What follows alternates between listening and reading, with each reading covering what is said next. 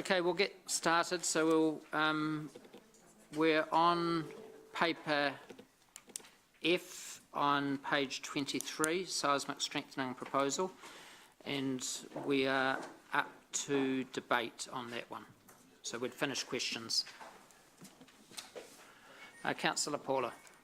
So it's moved by myself, seconded by the Deputy Mayor, which we already have in his amendment on. Sorry. We're moving into debate now. So this is on F, which is the seismic. Yep. So we're on page 21. Can we put the... Yes. Yes. Okay, Councillor Paula. Thank you. I am going to support the amendment, but that doesn't mean that I don't think this is an important area of work and that sum of money is off track. I just think we need to take a half a step back to consider what we're talking about and get some greater understanding. I mean, this work should not come as any surprise to anyone. We've known about our responsibilities to earthquake-proof significant buildings since just after the Christchurch earthquake. And so I would like to think that we have thought about that very seriously, knowing that there's no avoiding the fact that some of our major assets are going to likely to need remediation. And given what we know of some of the costs around the country, this is likely to be really significant, into the millions and millions, hundreds of millions in some parts of New Zealand at the moment. So we do need to take this seriously, and I would like to just say that I need to have a short, medium and longer term horizon over this issue. Nobody likes nasty surprises where something comes on to the needs to be remediated that you hadn't had foresight of.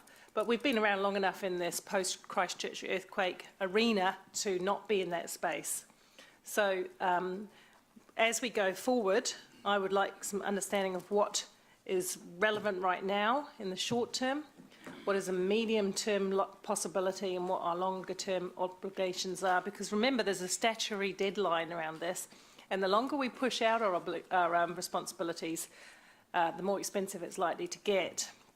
And the problem doesn't go away. So I will support the amendment because it's only actually a very short delay, but I would not be surprised if post that briefing we end up with a similar quantum required is what's being asked for. Deputy Mayor Martin. Yeah, I'm not obviously dying in the ditch. I will, in this case, support the original motion as is, because I think the Chief Executive implied that that was, from his point of view, an easier, much easier perspective. I take it as an absolute given, of course, that we'll be getting an ongoing report of what work needs to be done against that $1 million, and obviously if it is more than $1 million, then clearly that'll be an emergency situation, but totally respect other members may have different views. Councillor Rob. Yeah, thank you, Chair. Look, I'll be supporting the amendment. I think time is currently on our side to at least have a briefing and get our heads around what the amount that might need to be required can be budgeted for. I'm cognizant of earlier this morning that where it appears we may have rushed things last year in the long-term plan, we ended up with mistakes. I would prefer to at least have had a discussion where we can understand the size of the seismic testing issues that currently confront Council, so that we can at least budget and have better accountability around a figure that might potentially be required. I think as Deputy Mayor Martin has indicated, we may well need to put that $1 million into that reserve pot, but let's find out what the detail is and let's have some better accountability for coming back to the annual plan with a figure that is closer to what is actually going to be needed. Councillor Angela. Yeah, thanks. Look, the amendment is supportive of doing this work. This is not, the amendment doesn't ask for a delay. I'm not, what I'm actually trying to do is avoid an emergency situation of staff coming back to us in the future wanting some more money. There's nothing in the report that explained exactly what the money was for until the chamber teased out questions of staff. So that again is the reason for my amendment. What I'm looking for here is just some prudency with other people's money. We all understand that legislation is changing constantly on us, and we are running to keep up, and that means a lot of cost as well. So I'm not against spending money on keeping the public safe. We have to do that. But what I am looking for is more information. And like Councillor Pascoe's just said, time is on our side. So this is the amendment is the prudent decision, in my view. So I just want to remind members that we have had briefings on this, directly on the subject. So you can push it out to another briefing, which looks like that's where we're heading. But we have had direct briefings directly on this subject, and we're very well informed around this table if you had turned up at those briefings. So we'll go to the board to vote. We're voting on the amendment first.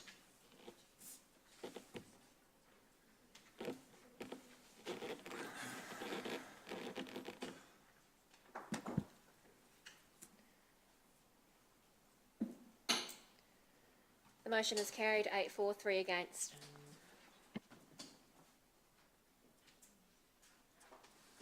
So we're now voting on the substantive motion.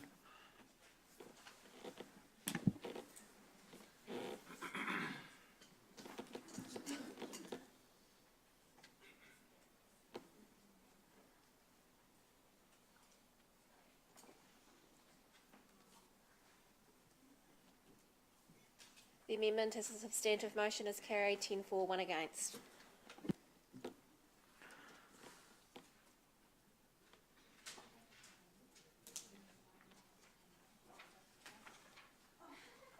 Can we take that vote again, please? We can't. Okay. So we're now going back to D, which is the traffic study.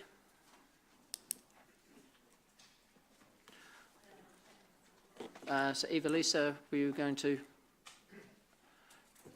bring us up to speed?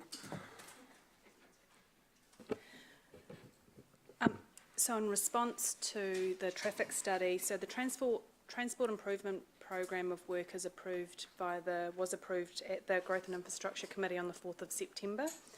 And these projects are capital projects and include the detailed design and safety audits and consultation which has been completed prior to construction.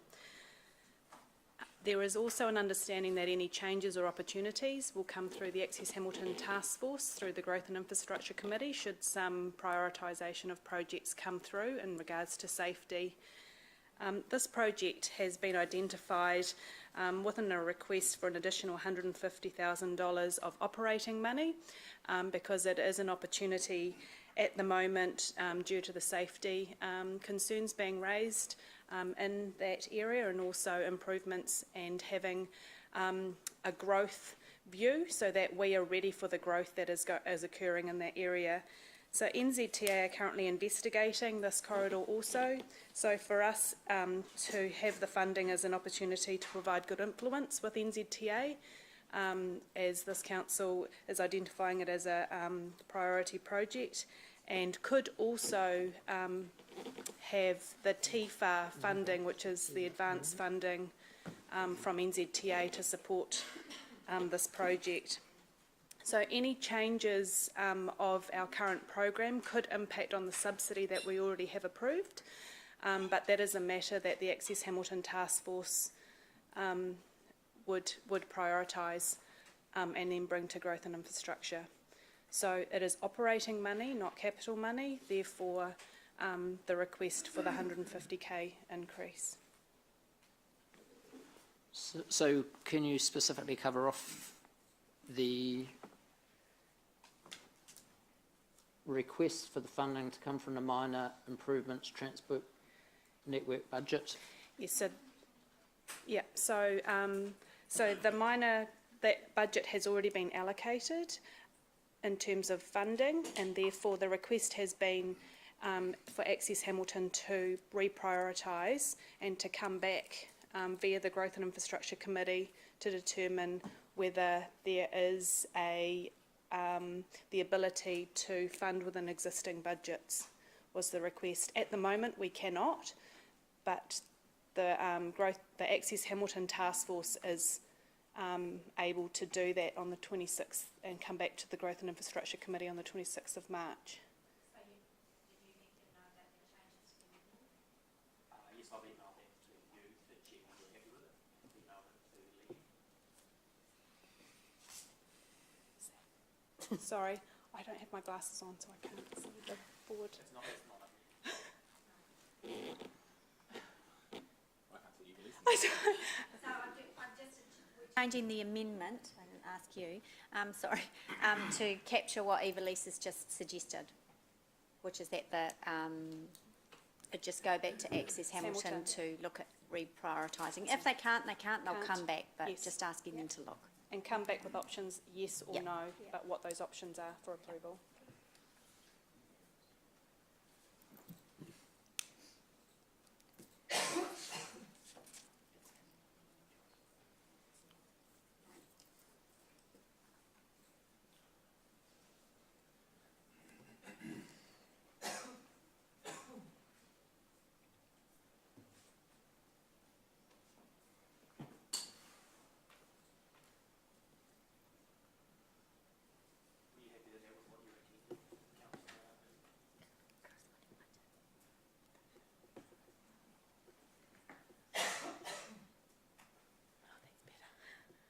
Does that give them leeway if they can't find anything?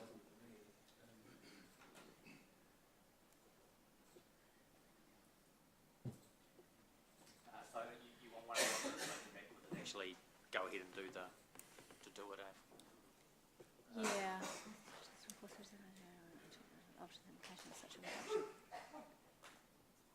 If I can suggest that we just focus on part 2 to allow the Access Hamilton to cover the yes or no request. So you don't need, Part 1, the Yeah, condition okay. that part, if we Yep, just that's fine. remove part 1 Yep. and just have that the Access Hamilton Task Force as a suggestion. task force reports back to GNI committee with options and implications. Yep, you happy with that, Mark? Well then, of such a reduction doesn't make any sense. No, it doesn't, does it? Just with options. Area proposal for this not increase. Council approve. That was what the original resolution motion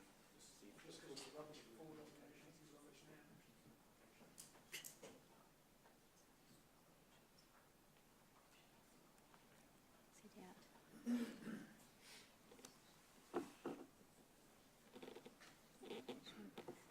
It doesn't even need to be on condition that, does it? It's just attachment 1 of this report and that Access Hamilton Task Force reports back to Growth and Infrastructure Committee, blah, blah, blah, with options. Yeah. And then if there are no options and they say, no, we don't want to do it, or we can't do it, or we've got, yeah. Yeah. Cool? You happy with that?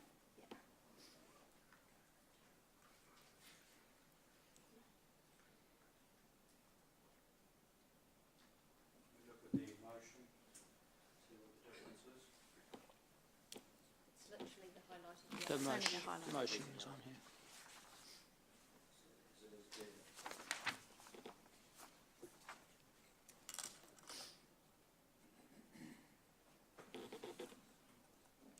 Increase, that's right, yeah, increase versus.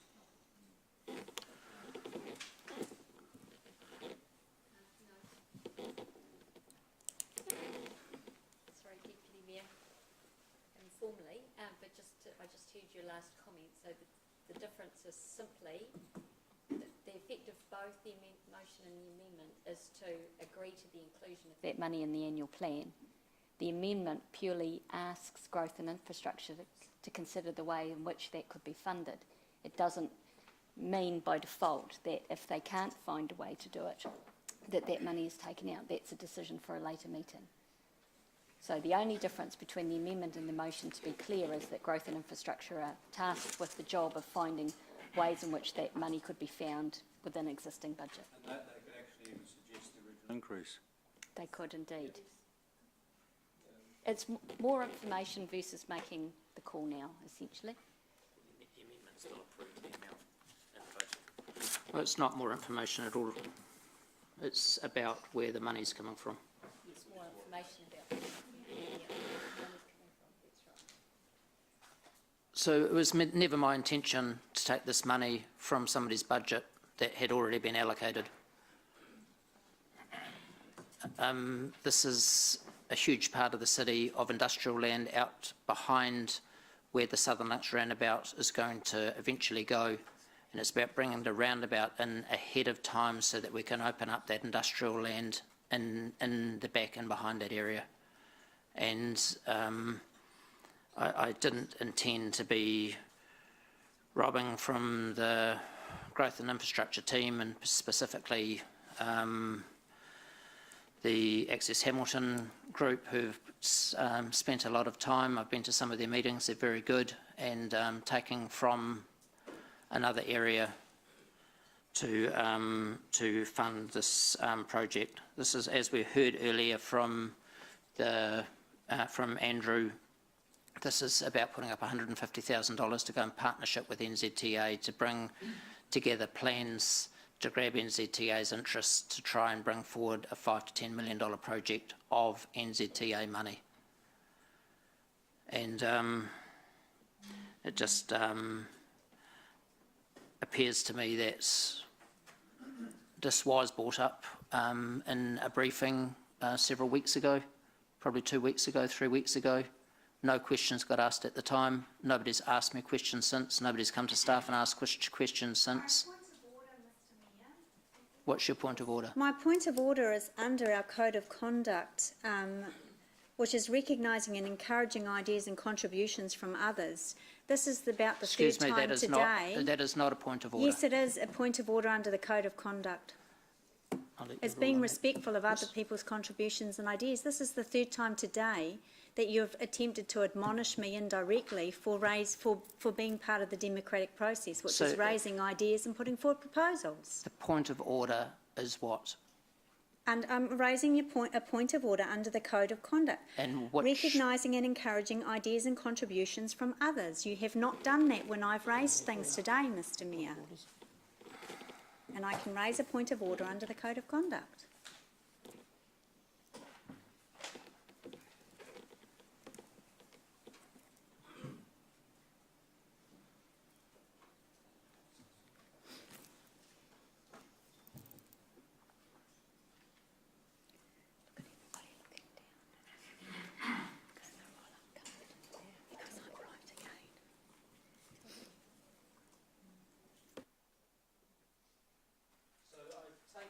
Using the types of points of order, which is in 3.13.7. Order under the code of conduct.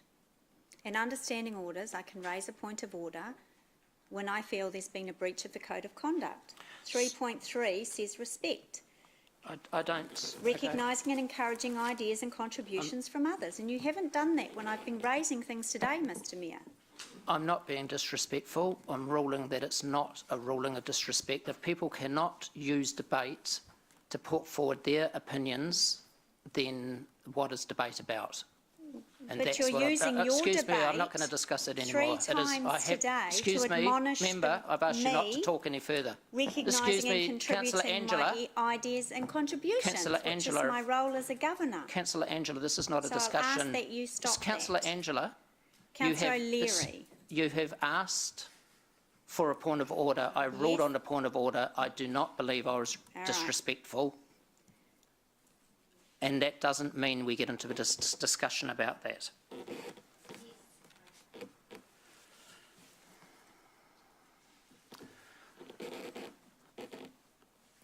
I'll start my debate. I did not bring this forward and propose this $150,000 to take the money from somebody else's budget. I brought this that budget has been allocated. I brought this forward because $150,000 of council money combined with money from NZTA could well bring forward a roundabout that enables us to open up industrial grounds and enables truck movements to better be able to access the state highway, which could lead to a $5 to $10 million input from investment by NZTA into our city.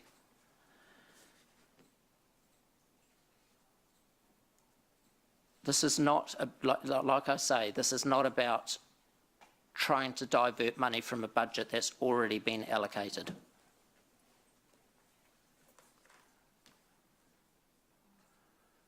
Councillor Mark. Thank you, Mayor Andrew. Right, here's my position on it. I'm going to vote against the amendment with the greatest respect, but it'll, because quite simply I don't want Dave to go into conniptions if we're messing with this budget. And I'd say that slightly lightheartedly, but I can assure everybody that we have raked through this budget right from the very time way before the 10-year plan. And believe me, your eyes would water if you saw the size of the budget that we originally had to cut down. I think a lot of us were at those Access Hamilton meetings when we trimmed them right down. I take Councillor O'Leary's point and take it very seriously that 150,000 is 150,000 and every penny needs to be closely examined. And I will support the amendment if it becomes the motion, so, and not lose too much sleep about it. If the amendment does fail, I can give Councillor O'Leary my word that we will still have that discussion in Access Hamilton and see if we can't find that money from within our budget. So I think that's the prudent thing to do. I need to just address a couple of points that were brought up earlier on when we were talking about the map. I'm afraid, you know, and I do have a lot of respect for Councillor Tooman and his knowledge in this, but it is more than just a couple of quick left turns in this. You'll see that the circle on this map that's been provided is a big wide circle, and we need to be aware that if we do something here, like even a roundabout, it's going to affect what happens over here. So it is a big study. Otherwise, yeah, we could just quite simply slam a roundabout in there. The study needs to be done thoroughly, and it will affect, what we do over here will affect stuff quite a wee way away, because it is a really heavily congested area. I also am very confident that we will get a lot of support from NZTA in this one, because the wind has changed since we set the original budgets. When we set the original budgets in 10-year plan time, that was a long time ago in NZTA speak, because their thinking has moved away from the big highways and byways, and they indicated at the very last Access Hamilton meeting that they were very keen to come and play in our field and help us out and contribute perhaps more than they would have contributed when it comes to the inner city projects, because they've been given the brief quite clearly: work on safety, work on safety, work on safety, as opposed to work on the big issues. So, with respect, I will vote against the amendment. I won't lose sleep if it becomes the motion. I will support it if it becomes the motion. But again, I assure Councillor O'Leary and all those concerned that should the amendment fail, we will definitely have that discussion and go through exactly the same exercise in the Access Hamilton meeting.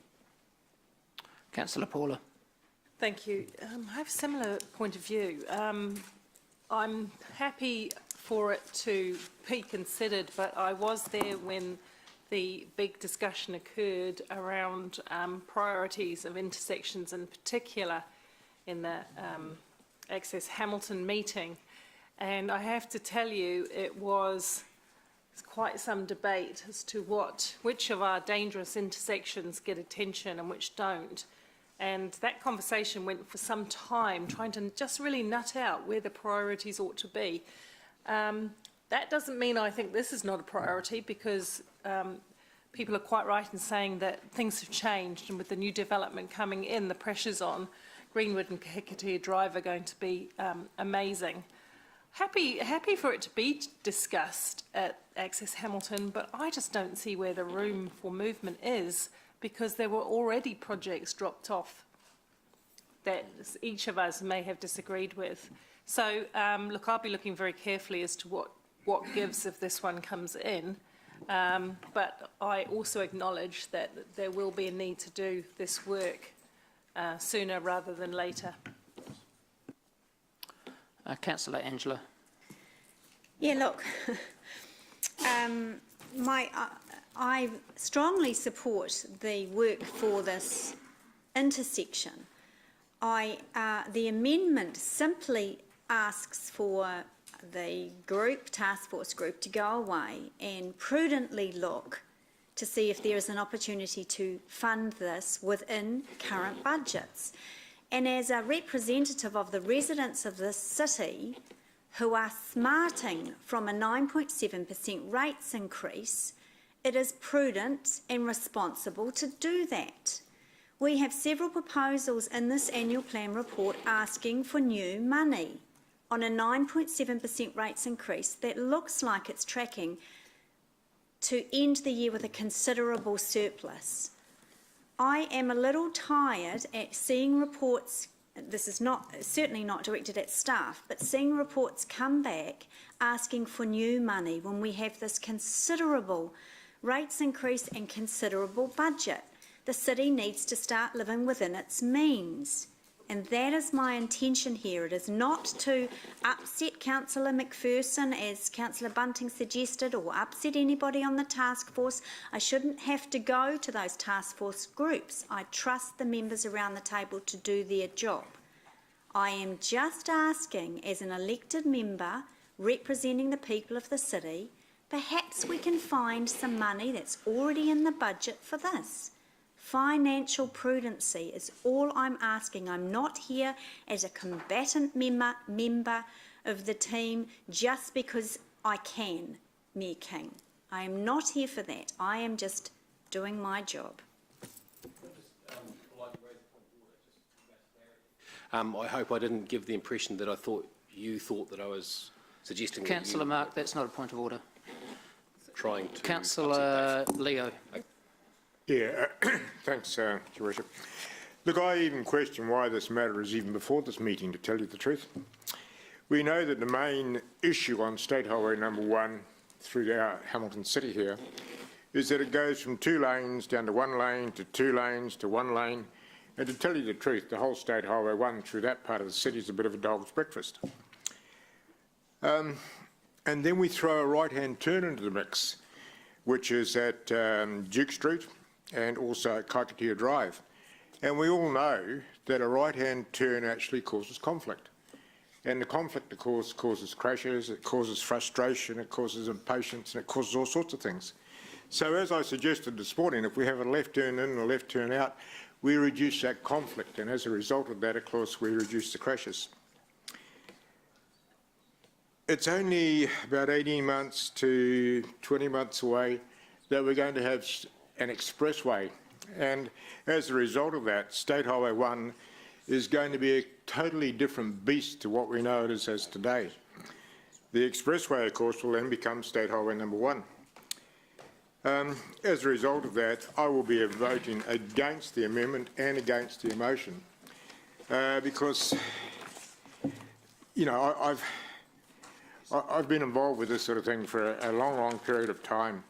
And what will happen, of course, is we will do all this work and then things change. Once that expressway opens up, of course, it's going to be a totally different ball game. So let's just wait and see and then have another look at it in a couple of years' time and see what comes from there.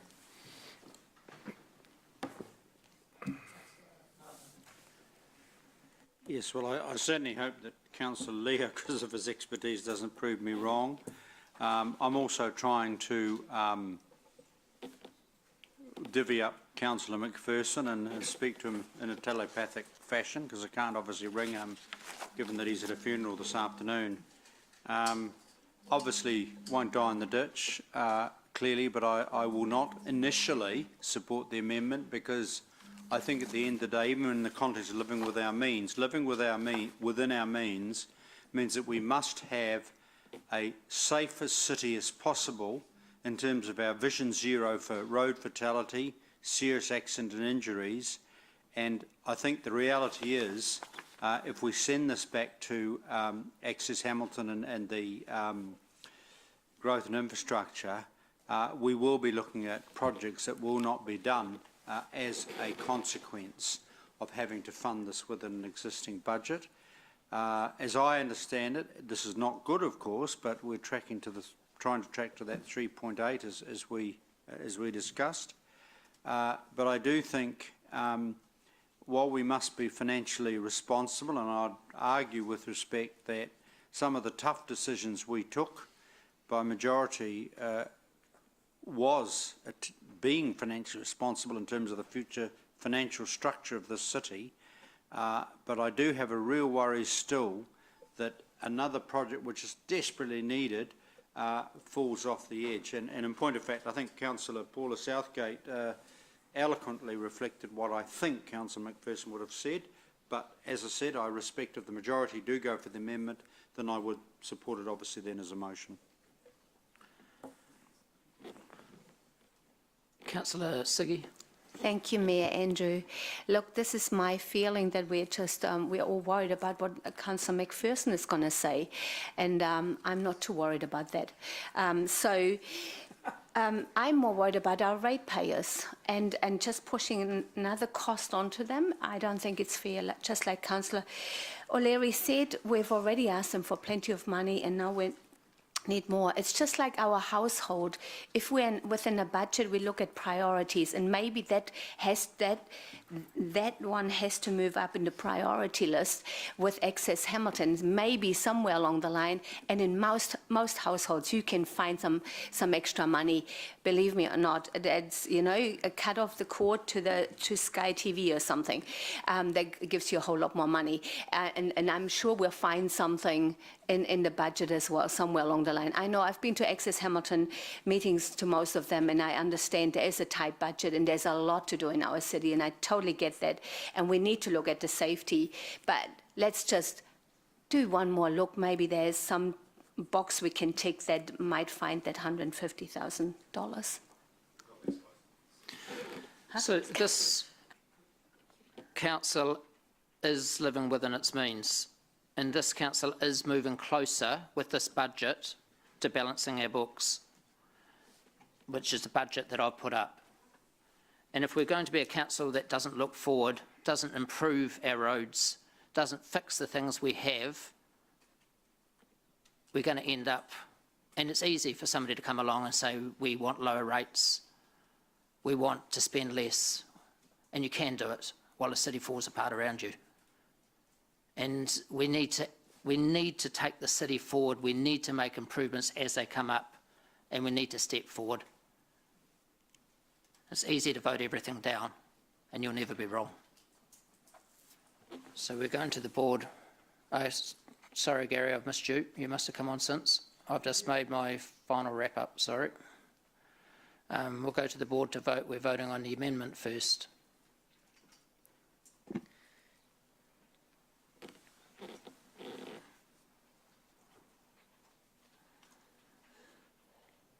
The amendment is lost, 7 against, 3 for. We're now going to the motion.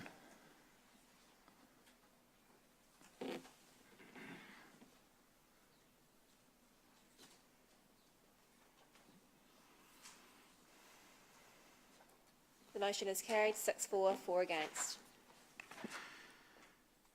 We're now moving to item E.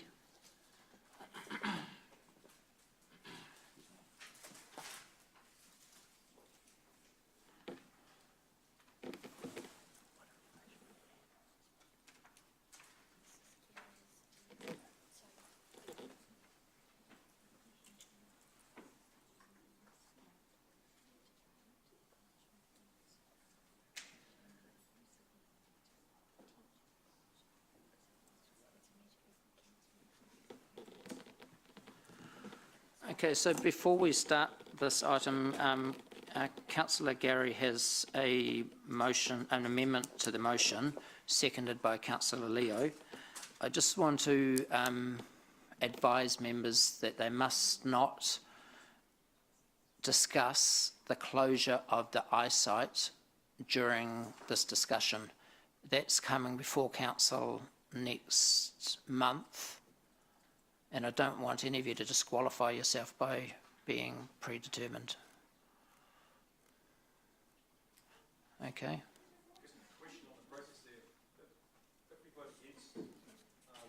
Proposing.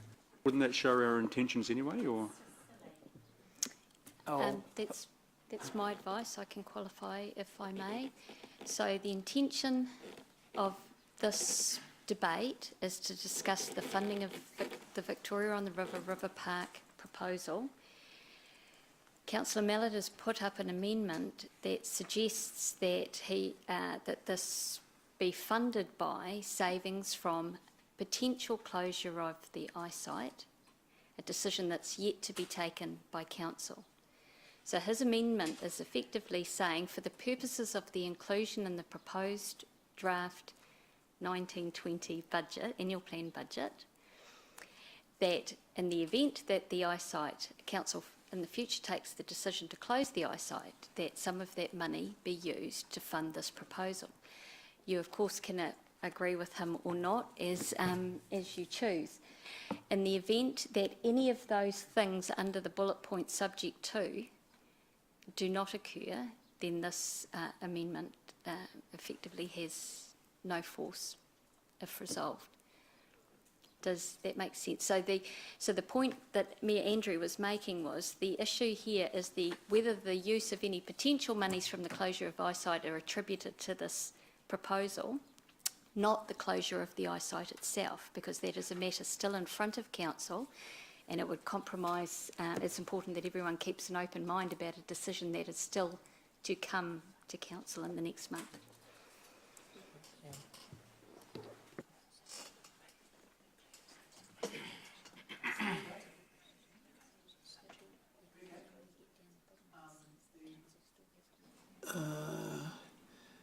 Bullet point A, the increase of funding of 200,000 to come from savings, beg your pardon. It should say expected annual savings of 500 to 600,000. Yeah, thank you. Just a question on process. What about, I mean, that just doesn't sound right to me, to not be able to debate on something that's in the motion, when some of us have heavily debated on motions we've made today that will be or not included into the draft annual plan. But what about this motion, the legality of this motion crossing over that current council motion of that the decision is to be made at council? What about that? This is surely jumping the gun. Do you want to go or do you want me to go first? Yeah. Not really. So I've offered cautions to both the mover of the amendment and the chair of the committee around if this amendment proceeds in its current form, that caution must be exercised in terms of how the debate is handled. At the end of the day, it is the right of someone to put forward an amendment. It's become, if Councillor Mallett has a seconder, then it's the right of the meeting to seek further guidance about any amendment or motion in front of the committee. Having said that, I am comfortable that this motion does not bind council to something. It has no more force or difference in intent than any of the other motions we've put forward, as in it is qualified by the fact that it is putting something, instructing staff to include a line item in the draft annual plan budget. It is also indicating that, as all of these things are, that these decisions will come back for the 4th of April meeting and that they are not binding on this committee. It also notes, if we go down to D, that there is a live resolution in front of council which council must respond to, which will actually direct the course and outcome of eyesight. Surely this So is to not be- best practice. Just to be really black and white, we have no authority, given that resolution that was just alluded to by the governance manager, to make a decision regarding the closure of the eyesight. What we've done is we can make a decision about what we use our funding for as part of this discussion, and we can have that subject to a future decision, and that's all we're doing, is subject to a future decision. So they're not crossing over. If council makes a decision, this doesn't preclude an outcome by council at that meeting on the, whatever date it is, 4th of April, or the meeting with the re-eyesight, that decision is not predetermined through this resolution, so there's nothing unusual about it in that context. It's actually fairly similar to what we've done in other situations. So no, yes. So ultimately today, what you're debating is whether or not you want to put aside some funding in terms of the first part of that amendment, in case something happens in the future, which would serve no difference to this amendment coming up in the April meeting, is just put it in, because we've already made the decision around eyesight, but this gives some direction to staff. Or a separate motion could be put right now. To include the closure of the eyesight in the annual plan? No, we can't, because we've got a resolution that we've got to bring back to a certain meeting, so we can't do that. So that's what we're kind of a grey area. Dancing around with council. Well, we can't make that decision because there's a whole lot of work that needs to support that decision, and we don't have that information here today, which has been raised today in other circumstances as well. So this is the safest option to proceed to ensure that Councillor Mallett gets an opportunity to flex his democratic muscle. Flex away.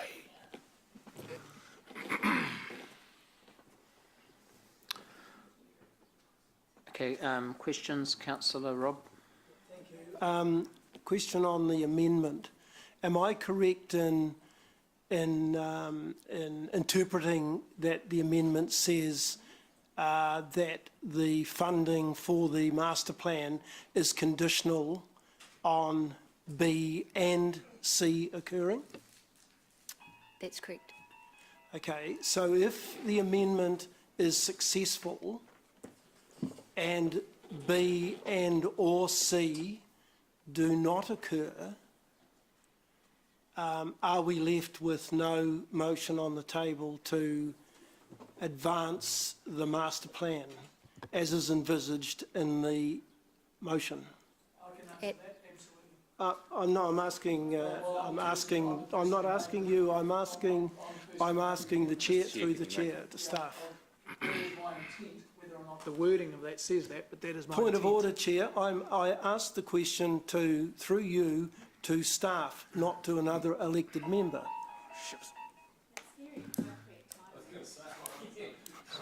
So I think the member has made it clear that that's his intention. Democracy Manager, could you please, or the Chief Executive, please make it clear as to how it is interpreted and whether this is fulfilling the intention of the writer of the amendment. My reading of the amendment as it is worded is if any of the subjective clauses do not eventuate, then there is no funding. So we revert to the status quo, and you can The status, the status quo, which is that there currently is not, I assume, am I right, General Manager, that there is no funding for this currently in the annual plan. Having said that, as we've mentioned, there is a 4 April meeting at which other matters potentially can be brought forward. Okay, thank you. My question's then around the master plan, and that's perhaps to get a sense of what might be in the master plan, assuming that a master plan is approved and does go forward into the annual plan. Is it envisaged in a master plan that there would be an indicative costing of the total project? Yes. Okay. And just to answer the first part of your question, and sorry, Natasha's had to go. She could probably give more detail, but mainly a spatial plan which shows potential layouts. It might be in a bit of a blob form and options and things like that, but also how it interacts with other parts of the CBD, with the theatre, with VOTR, what's going on in the immediate adjacent areas, and then how it relates to other plans or master plans that we have in associated areas. So you'd expect it to look something like the Grantham Street master plan that we did in the last term, which included all of that and an indicative costing of the total project? Correct. Thank you. And at what point, after we've done the master, assuming that the master plan goes ahead and we've done it, at what point does it trigger council to consider, if it's a significant project, to go out for community consultation? The intention is then there'll be indicative costings in there. So if council wanted to action those initiatives, then they would be proposals in the next long-term plan. Right. And my advice would be then we'd consult just prior to or as part of that long-term plan around those initiatives that council would prioritise. Now, whether we have a river plan task force by then or whatever, but I suspect it would come to a number of briefings and council would work through that, get comfortable with what initiatives it might put out to public consultation, and then obviously there'd be that feedback and then a decision-making process by council based on all the information it's received and what its budgetary constraints are or opportunities are. So if we decided after receiving the master plan to start the project, which might then require some funding in the next annual plan or then in the next long-term plan, we would need to consult at the start of the project rather than, you know, I guess one might see a project of this magnitude being done, I'd say piecemeal rather than as a full-on project. We need to start, because of the potential significant size of the master plan and the project value, would we be expected to consult on the first stage of that development? Well, in my view, it would be prudent to do that. Obviously, we'd have to take into account our significance policy and engagement policy. Yep. That's taking the letter of that policy to the, you know, to the interpretation that that requires. But I think council may make a decision because of the public interest to actually consult anyway, even if it didn't trigger some of those financial thresholds and things like that. Thank you. Thank you, Chair. Councillor Paula. So in this respect, my question was along similar lines. We're looking for an increase of spend, but presumably attached to the original river plan and, well, planning forward to deliver aspects of the river plan, the one that existed, that does exist. There would have been some money for greater detail being drawn up of bits and pieces of that river plan as it was implemented, wouldn't there?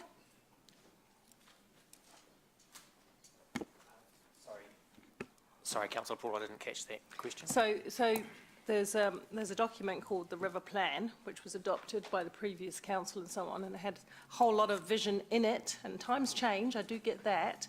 But along with that, there would have been some provision to implement the river plan and therefore some money to do some more investigation into bits and pieces of the river plan.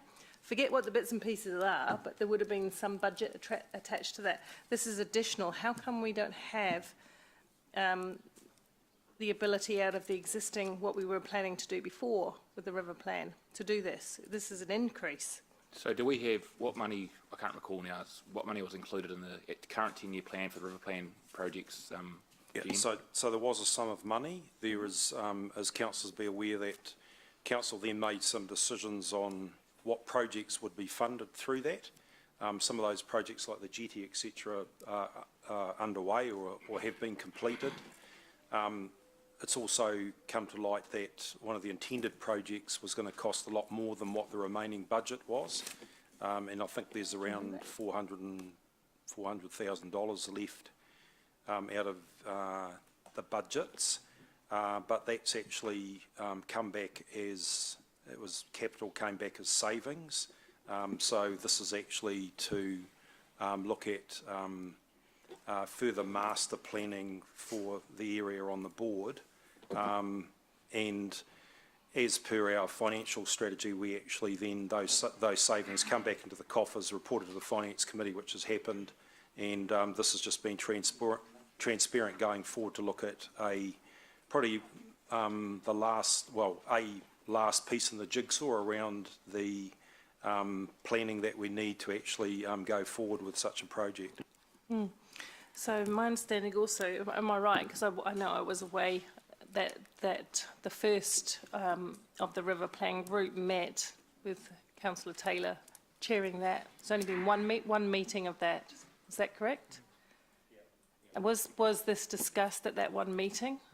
The additional 200? Yes, this is a recommendation from the River Plan Task Force. Okay, and what on the basis of what? Since they've only met once and we haven't got a clear direction. No, I'd leave that. That's fine. I'll talk to you in debate. I was just surprised, really. That's all. Thank you.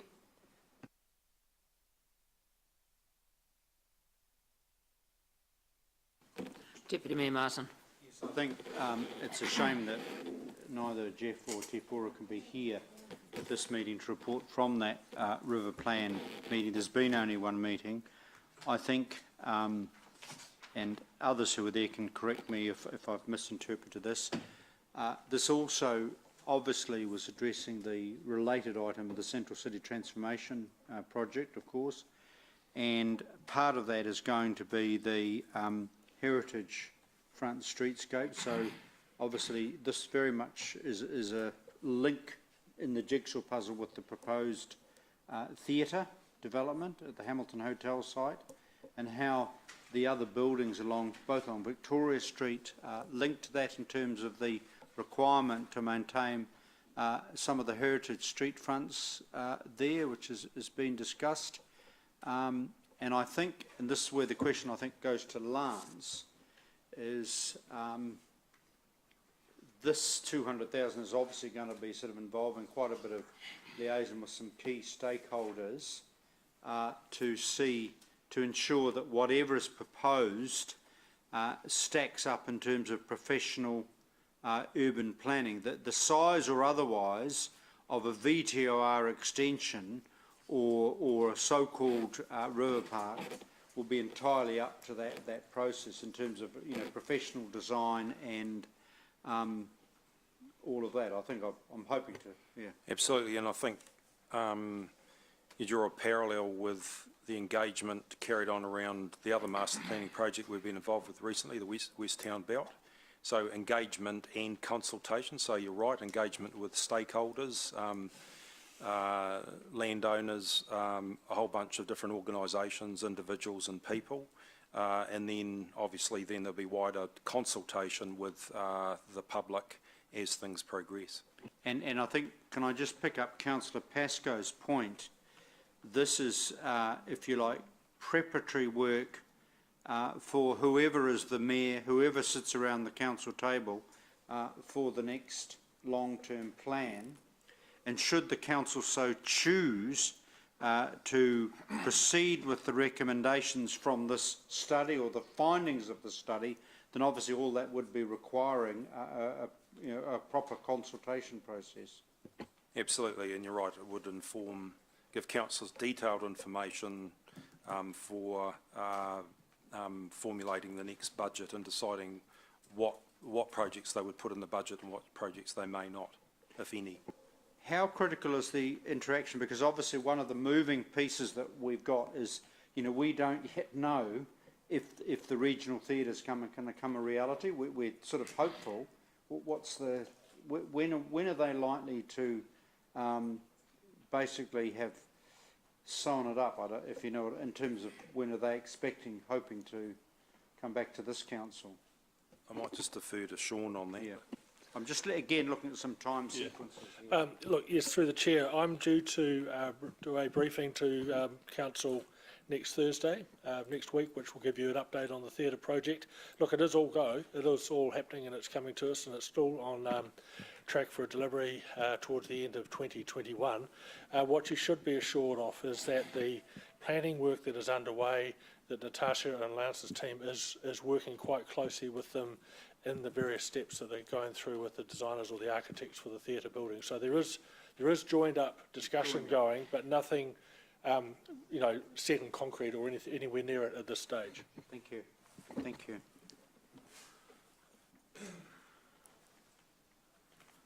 Okay, so there are no further questions. We'll move through to debate. Motion actually been moved and seconded? Myself and Deputy Mayor are moving and seconding every motion. I beg your pardon, my amendment, I mean, sorry. Yeah, it was moved by you and seconded by Councillor And that has formally been done? Yes. Okay, thank you. Mayor Andrew, can I just point out the... Councillor Leo, you're happy with the changes? Yep. Can I just point out, it's not the amendment, the motion, members have probably spotted the red wording up there. So just in your agenda papers on pages 21 is the, and then there was a paper handed out this morning, the recommendation under E. It should have actually read what's on page 24 under B, which is around the, it talks about, the motion that was handed out talked about 266 Victoria Street, and transposing that across, there's actually been an error. It should have been B, the wording should have been B from page 24. It talks about the future development of Victoria and the River Precinct and the proposed river park between Victoria and the River and the new regional theatre. And that's what I spoke about when we first discussed this item earlier this morning. So it's that wider precinct right down from VOTR, right down to the theatre, not just 260 and 266, which doesn't actually take you right down to the theatre. Okay, so we're in debate. Councillor Gary. Sorry, can I just ask from Lance, then my amendment was meant to precisely mirror the details of the master plan in your, or whoever's this motion is. And it does. It does? Oh, okay, cool, thank you. As long as that's the case, yep. Well, okay, thank you. All right, so yeah, it's my current contention. Is that okay, Leanne? It is my current contention that ratepayers do not get good value for the $500,000 to $600,000 per annum that they pay to prop up the eyesight. In fact, I currently think that. Point of order, Chair. Weren't we told at the beginning of this discussion that we were to refer to the eyesight in debate? No.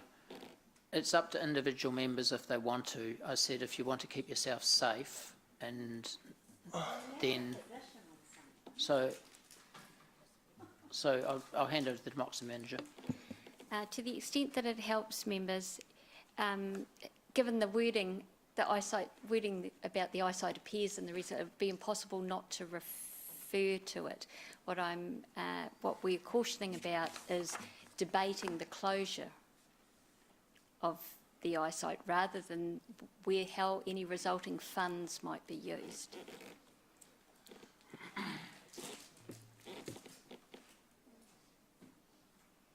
All done? Yep, okay. Could we reset the clock, please?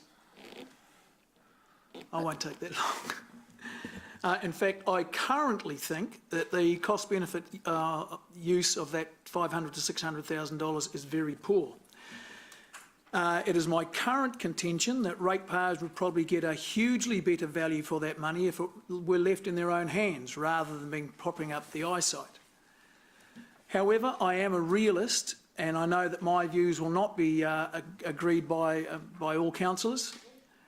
And I have previously spoken that I think this council has already spent enough money on the river plan.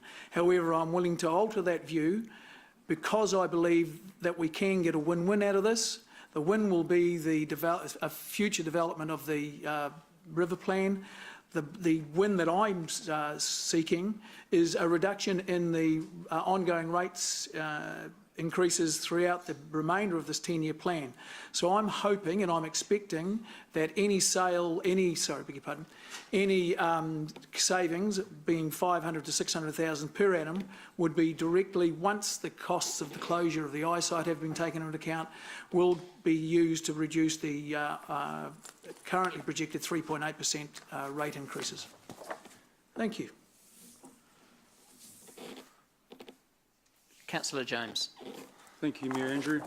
I'm keeping my mind open in regards to the eyesight However, if we did close it, we'd be the only provincial city in New Zealand not to have an eyesight, and even a Potiki and Karawau have one.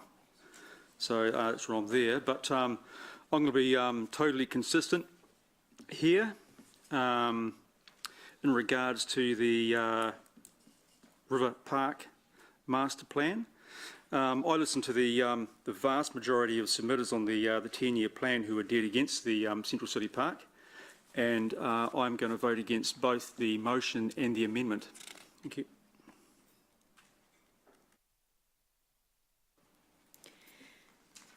Yeah, the residents told us quite clearly in the LTP they didn't want us to spend up to $7 million buying buildings to knock them down. So I'm certainly not going to support spending another $200,000 of ratepayers' money for something they didn't want in the first place to plan. I'm not going to do that. I am not going to support the amendment. I do not support any indication whatsoever of closing the eyesight, and I approach everything with an open mind, but that doesn't mean to say that the mind has to be blank. And I advocate for the people of the city, and we are the 4th largest city, and we need an eyesight. Councillor Paula. Thank you, Mayor Andrew. I speak against the amendment and the other motion. In respect to this, I'm going to remain consistent to the decision I made in the long-term plan, which is my view about using public money to purchase those private properties, as it's already been mentioned. I'm certainly not opposed to the development of the Central City River side. I was unable to make that one meeting of the River Plan group, but I'm surprised that all of a sudden, so quickly, we're in this space, because I had very much hoped to be able to attend the rest and have some in-depth conversations about how all the bits and pieces along the riverside would fit together and what the priorities would be. And I don't feel I've had a chance yet to talk about what my priorities along the riverfront might look like. It's too soon. So this is, in a way, putting the cart before the horse. So I can't support it. And in respect to arbitrarily moving some potential budget from a decision that we haven't made yet about the eyesight to the river plan, that's just not suitable in my opinion. It's last minute, we had no heads up of this, and B, there doesn't seem to be any real clear connect about why you would move one pocket of budget to another project when you haven't even made that decision about that project. So I'm not even going to mention my views on the eyesight and the options around the eyesight. I just don't think the time is now to move some budget from a project that we haven't even fully debated forward to this purpose. Councillor Robb. Thank you, Chair. Look, I'm struggling here to understand how I could be unpredetermined whichever way I vote for the amendment, because one means I'm predetermined one way, and the other way means I'm predetermined another way. So I'm really struggling that there is any validity in that amendment, particularly given that discussions on the eyesight are already scheduled to come forward to a future meeting of council. But going back to the motion, I have always been a passionate supporter of the river plan. I had certainly received a lot of feedback about the Victoria on the River extension when it was discussed in the long-term plan. What I'm pleased to see, albeit at a cost of $200,000, is that now we have a potential opportunity to bring forward to the city a master plan which will give not only council, because remember we've paid some pretty inflated prices for the piddly little properties that we've already bought so far, but it will bring to the table what the total cost of the project is, and it will allow residents to give us feedback as to whether or not they think, at whatever price the project turns out to be, whether or not they support that level of spend given the current finances of the council. Thank you. Councillor Siggy. Thank you, Mr. Mayor. I was at the first task force meeting for the river plan, and I was shocked that we so quickly go and want to spend more money to look at the plan. And again, I have to think of the ratepayers. They didn't want the river park, and they didn't want to buy these buildings. And vision is fantastic, but really, are we listening? Are we listening again? And I question, I think at the time, I questioned whether we're jumping the gun a bit, going too fast before we actually have the regional theatre, before we know exactly what's going on there. Why don't we just wait and see? Because things change. People might come out of the woodwork and want to see something different there. So I just think this is too quick, and we don't have that money at the moment. Thank you. Deputy Mayor Martin.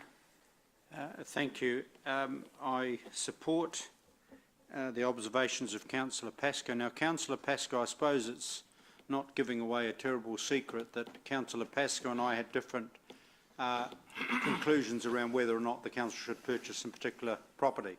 So that was that issue, which is there, and clearly those were for and those were against it. The issue here is whether we move a concept with regard to central city transformation, river plan, even preserving heritage streetscapes from, if you like, a back of an envelope to some comprehensive professional work, which does involve some really critical consultation with some key stakeholders, which will range from architects, town planners, central business, and obviously Momentum as well, and that's done in a professional way. I have an open mind as to the shape or form of the extension of the VTOR/River Park. In my case, I have a very passionate mind around wanting to preserve what little bit of heritage streetscapes we have left in the appropriate way that they are functional and work and are fit for purpose. I have a closed mind in the sense that I think any planning you do has to be professionally calculated and staged in terms of pedestrian foot counts, and certainly the last thing you want to do is open up something too early, and obviously that's where the theatre development will be quite critical, because that's a critical interlinking with that. People have said that we didn't listen to the submissions. There were a range of submissions, and in point of fact, I think from memory, many submissions at our last LTP actually opposed the city theatre. About 1.62% of the city's population made a submission. I don't say that small percentage to discount or be disrespectful. The submission process is incredibly important. But every day I get all these messages about the people who come to me if I'm going into a dentist surgery or into some shop, and they say, get on with the river plan. The people who come to me who say, gee, that VTOR, now they see it, is really good. The people that come to me and really want the CBD to be regenerated and rejigged, hence you know, a lot of the passionate debate about our levers around development levies and all of that. All this $200,000 does is move us onto a professional plate about what is the design of the river plan, Victoria Street, VTOR site, between the theatre and the VTOR site, that may work and may be realistic. And that hopefully is done in time for the development of the city theatre, because from this process, obviously, and I'm adamant on this, obviously we have to go through to the 10-year LTP process and do a formal consultation process as to where we go. This may not, even this design may be a 10-year project. You know, who knows? Who knows? But I think it is prudent to accept the recommendations from the River Plan Task Force and to keep this in the budget. And in keeping this in the budget, you still retain an open mind as to the form or shape of a VTOR, streetscape, river plan, central city transformation. You're basically handing it over to professionals, town planners and urban designers to come back to show you what they think may work. Councillor Mark. Thank you, Mayor Andrew. I voted for the purchase of those buildings because it was a budgeted expense in the 10-year plan that was approved by council. You can't have any real influence on what happens on the land unless you own some of it. However, where I differ from most of those who voted for it was that I don't support their demolition. And at this point in time, unless I hear something else, I won't be supporting any plan to entertain that. I signed the petition to keep the Navara Lounge where it is because at this point in time I feel like it's the best thing for that point. If the buildings aren't there, you can't have the Navara Lounge. Now, I'm very grateful that the Mayor has a vision. I just have a different one for that part of town at this point in time.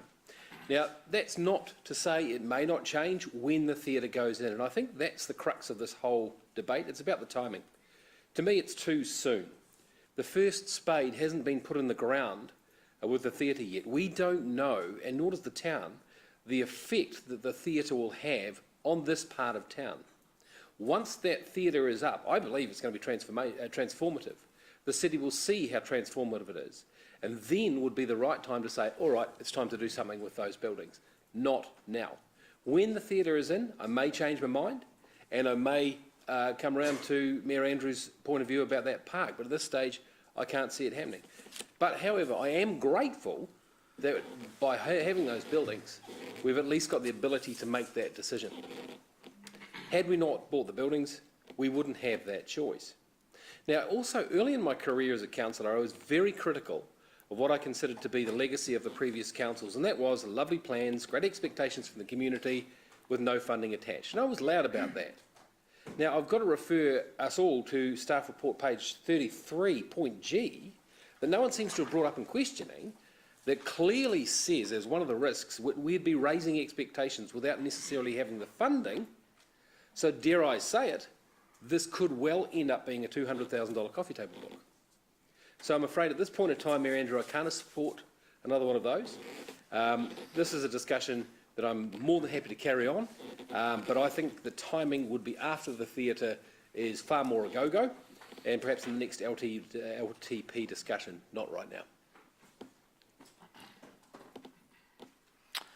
Councillor Ryan. Thanks, Chair. It's a shame that Councillor Jeff, who obviously chairs the River Plan Task Force, isn't here to share his passion with us, but hopefully we'll get a chance down the track. It would seem incongruent to me for some elected members who want to support CD remissions to enhance the CBD, who promote and support free parking, who want to activate Garden Place, but yet wouldn't want to support a plan that harnesses our city's greatest asset. I find it frustrating too that Councillor O'Leary runs a misleading social media status which says, quote, the Mayor wants to spend another 200k on the Victoria Street buildings, end of quote, when clearly this discussion before us today talks about a River Plan Park master plan, and where was it highlighted but gone? That includes going down to the theatre. I too was like Councillor Siggy and thought that this was potentially a bit rash in terms of the decision-making process, but the rationale was that this scoping exercise would take a year to do, which would then inform our next annual plan. And if council and potential mayoral candidates wanted to be aspirational in their vision, they would then have the opportunity of attaching some of these potential feasibilities to the next 10-year plan, and that's why we had to start today. So to Councillor Paula's point, I don't think it's the cart before the horse. I think this is us getting our ducks in a row and our planning in order. This will give the CBD and the river an integrated structure, a cohesion, integration and harmony, and as our GM has quite rightly said, the missing piece of the jigsaw. Thank you.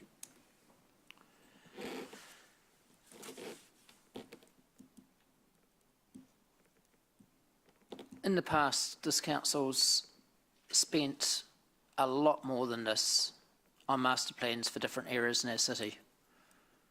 And some of those had no budgets attached. Some of them were costing millions, tens of millions of dollars.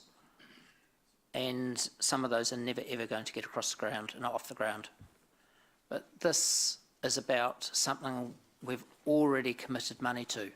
We already own the buildings, and we already have a park right next door that everybody loves, and you don't hear any negative feedback towards that park. And I've been criticised in the 10-year plan for putting that up without a master plan. And that was a big pushback. Where's the master plan? Well, what comes first, the chicken or the egg? Or the horse or the cart? And in this case, now that we've got one park up and running, we've got the land next door to take it further.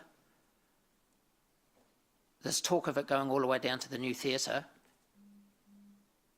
And it's time to bring in a master plan now, which will probably take 12 to 18 months to come through, which will then line us up for the next 10-year plan, so that we can consider where we want to go and what we want to do with that area.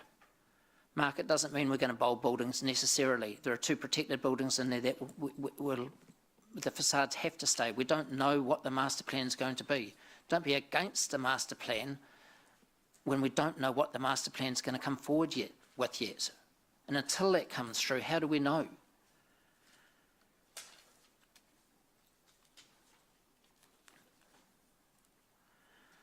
Taking leadership isn't about following everybody else.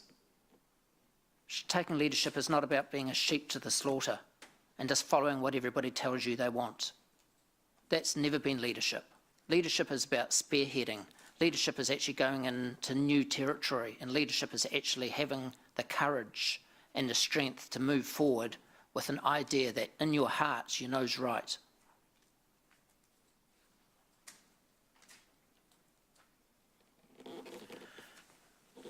So we're voting on the amendment first.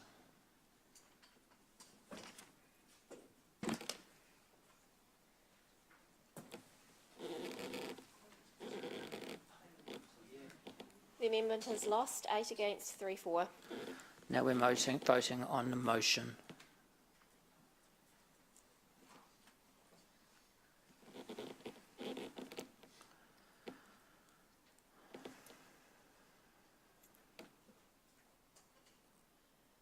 The motion is lost, 5 for, 6 against.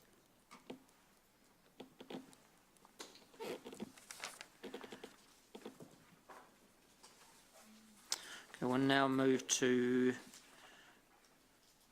G, I think, is where we're up to, Leanne.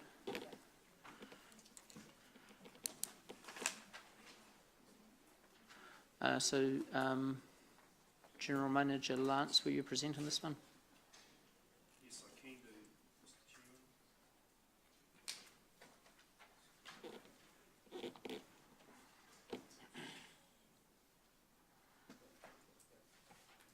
Chairman. So essentially this came out of the River Plan Task Force as well. It was a recommendation. As councillors will be aware, there's been some interaction between swimmers at the Hamilton Gardens jetty and the River Explorer operator. Essentially the River Explorer operator is at peak times has increased their berthings and departure from the jetty to about every half an hour. The area has traditionally been used by swimmers for a couple of reasons. There's an interesting back eddy sort of place, so if people jump in the water they don't sort of get sucked off down the river, so it's sort of reasonably safe for people to jump in next to the jetty there. Probably the key thing, there's a large grassed area where there's a bank which is quite a few metres high, which is sort of a nice height for people to have a bit of an adventurous jump off into the river. And the other thing, historically, people have been swimming there for hundreds of years as well, so there's quite a history. So there's been some concern from the operator and some of our staff who have frequented the area that there could end up being, a health and safety incident with the boat coming in. Yes, people need to take some personal responsibility. There's been a whole lot of interactions with Kelvin's City Safe team. We've had a security guard down there. We've had our community development people working with both the operator and also the people frequenting the area. And we also believe that a number of people have started swimming there during the hot weather because a certain tree at another swimming spot sort of ended up being removed, and there wasn't the opportunity for people to do bombs and things like that there. So the task force had a discussion about this, and the current development program for Hamilton Gardens, we're looking at putting a jetty out from the Italian Renaissance Garden for a whole bunch of reasons, including flow levels and things like that. That's ended up being quite challenging, and a decision was made to just upgrade the current jetty where it is at the moment. So we're getting a bit of conflict between the two uses there, and increased use as well, and the River Plan Task Force considered this, and at the moment I've got my team working with the Harbour Master and other experts just on what could be some solutions to potentially an ongoing problem, and so we'll be looking at that, and that's but this is actually seeking some funding to put towards the potential for either jumping platforms elsewhere or another jetty elsewhere in the Hamilton Gardens vicinity. But we're also looking at other options too around what could actually happen with education and all those sorts of things. So we're doing that at the moment, and this is really a sum of money to actually look at. If we have to build another structure, that can be up to $600,000, as we know from the jetty build at Ferrybank. But the River Plan Task Force discussed this and thought, well, there's commercial operators using the current jetty at Hamilton Gardens, and it might, there's some private benefit for those commercial operators, and this was really part funding and look for partnership funding too, if a hard structure is the answer to these ongoing issues. Happy to leave it there and answer any questions. Councillor Angela. Sorry, Lance, you said it could be, so this would be 150,000 capital funding would be a contribution, so it could end up, depending on the solution that you come up with, around 500,000 to 600,000, but you'd look for external funding. Yes, and the 500,000 to 600,000 is probably top end until we know what would be the scale of the structure. If it's a structure, it could be a temporary type structure as well, and obviously we'd work with Darren and his people, and he's come up with a few innovations over the years, like his little floating platform previously and that sort of thing, but also working with the swimming people. So may not just be a structure for the boat, it might actually be a structure for the divers and the swimmers, and put that elsewhere and encourage them to go elsewhere. Look, there might be some challenges with that. We still need to work through that, getting people to change behaviours. Historically, families of, we've had Rangi Po down there, one of our community advisors. He knows a family that was 3 generations of people are actually still swimming down there. So, there's quite a bit of history there too. If we had something new in a different spot, then that might be easy to say that's I hate to use the word exclusive use, but more predominantly used for a commercial operator and that sort of thing. So all of that needs to be worked through, and but as we've experienced over the past 6 or 7 years, we're getting very hot summers now, and we are getting a lot of people who are starting to look at what do we do in the river around swimming and that sort of thing. And okay, so yeah, I wasn't quite clear on that. So it's not 150. It could. But that's our share. But do you think, well, what's the likelihood of you coming back to council? I suppose that depends on external funding, doesn't it? Yes, it does, and I think it depends on what the proposal is, and obviously we're talking with the Waikato Regional Council as well. We'll be talking to Darren and other commercial operators who are expressing some interest to use the river and our assets and those sorts of things for their operations. So, and the other thing is, I've just noticed now, Sean Murray's just circulated, there's another tourism infrastructure grant round which has just been just announced today, another 25 million from the government. So, and we get Tony and our, Sandra, our funding team, to actually look at what other prospects. And I think a key thing you're probably jumping to is we need to make sure we're not cannibalising our other partnership projects as well that council's approved. But I think this might be a special case, and obviously this is, I think there's an issue tied in with around the significant development we're looking at doing at Hamilton Gardens as well, and getting that right. So if you realise in the management plan that we approved to go out consultation the other day, we're looking at changing really the medium term, the entrance to Hamilton Gardens, so really coming in down to the rhododendron lawn, around the Gate 2 area coming over there, so pushing a jetty further down towards the Rose Garden and getting people up through there may not be a bad option with what Peter's got planned in the master plan as well. It might link in with all that connectivity. But primarily this is an issue of safety, and it's just been escalating, hasn't it, for a good decade actually, I'd say. That's correct, and Kelvin's team have put a lot of effort in down there. We have, most people complying, but when we have hot days, we get a lot of people going down there who really don't know what's going on. And on the good side is Darren's getting more activity on his boats and at Hamilton Gardens. On the downside, it means he's more frequent, and then we have a higher risk and chance of people getting injured if they end up, colliding with a boat or its propeller. I always get nervous when we start talking about safety things that once we're aware of it, we should really start some kind of action. Can we not start looking at this in this financial year rather than wait till sort of 1 July again, now that it's formally being presented to council as primarily a safety issue? Doing that right now. So the task force put the blowtorch on me and said, you need to find some resource to actually work on this now. So Natasha and the team are doing that, and we're working with the Harbour Master crew at Waikato Regional Council. So that's happening now. But you need this funding now, though, then, don't you? This funding's not for that investigatory work. This is actually then if there's a decision that something needs to be built, then we can actually push the button and go ahead on the 1st of July. Yeah. And would your intention, Lance, be to also talk to Tainui about possible funding for this? Absolutely. Just, there's some significant historical links there and activity that's gone over decades, hasn't it, in that area? Absolutely, and we had Mangai Te Pora there at the conversation too, and she's happy to help facilitate that conversation. Yeah, great, thanks. So, did I hear you right? Was it you or Councillor O'Leary that said this has been a problem that's been growing for about 8 years? Was it? Okay.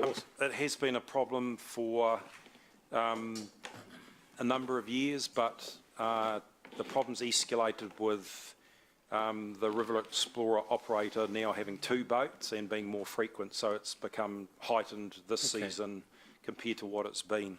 So I've got to ask, as a governor, why didn't we see this coming? Because we chopped the tree down, moved people up there.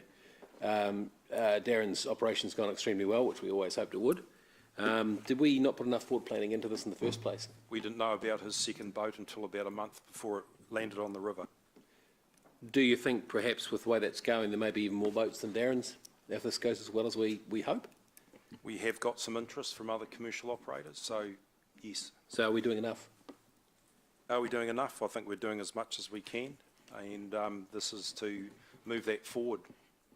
So am I right in thinking that what you're proposing is an extra jetty or platform or something a little bit further down the river, is that right? Yes, more towards Cobham Bridge. Right, okay. So is that safe? Well, that's what we need to have a look at, and I think we were looking at putting it from our discussions initially with the people who are swimming and jumping into the river, is that we were thinking of putting it probably won't be as conducive for what they want to do. Where the current jetty is, that the grass bank where we've got that activity lawn. Yeah. That's absolutely ideal for all the the young bucks to jump off something that's 6-8 metres high. It's just perfect for them, and where we're looking won't be anything like that. Okay. What about the idea of putting it back where the tree was, putting something down there for them? Well, that's all part of what we're looking at the moment. So I think we, the River Task Force said we need to have a broad view and actually look at what are all the options, grab those, look at the pros and cons, and then go from there. So this is a contingency. So if we need some money, we can actually move forward. Okay, thanks, Lance. Councillor Gary. Thanks, Lance. If this were, this is an analogy of a road, okay? So if this were a road and 50 years ago kids could play soccer on it or preferably rugby on it, and then suddenly more and more traffic came and the law would be get the kids off the road. Is that the same analogy? Have we got that there? Is that right? So are the swimmers, the kids playing soccer and things have changed? Because there is, I mean, the water is a regulated thing. There's a harbour master or something, and there's the Waikato Regional Council, and there's all the people who are supposedly regulating what's, and I understand the boats have all got permits and licences and things like that.